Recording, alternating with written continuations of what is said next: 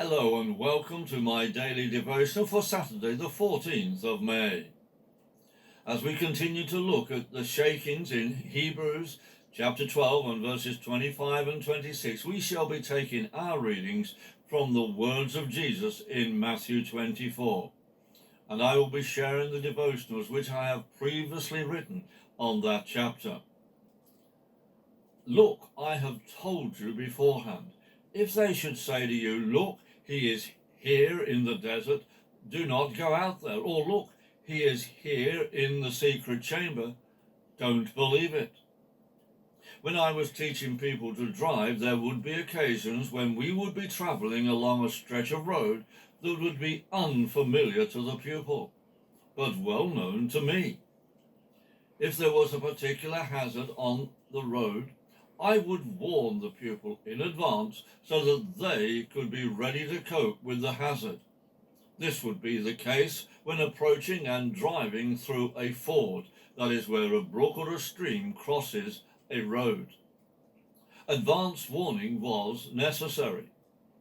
Jesus gives us plenty of warning regarding the shaking that is to take place in the end time.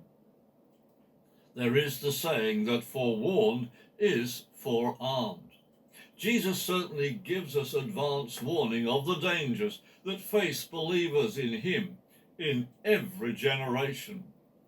Our present generation is no exception, but we will not be aware of his warning of the coming shakings if we ignore his word. From his warning in verse 26, we should expect that false Christs will appear in the desert. There will be those who live in seclusion, who will let it be known that they believe they are the Christ. Jesus tells us not to believe them. He tells us not to go out to see them because they are false. This is why it is important that we become familiar with the words of Jesus in this chapter, and also in Mark 13 and Luke 21, as well as other scriptures. It is in these scriptures that Jesus gives us the signs that precede his return.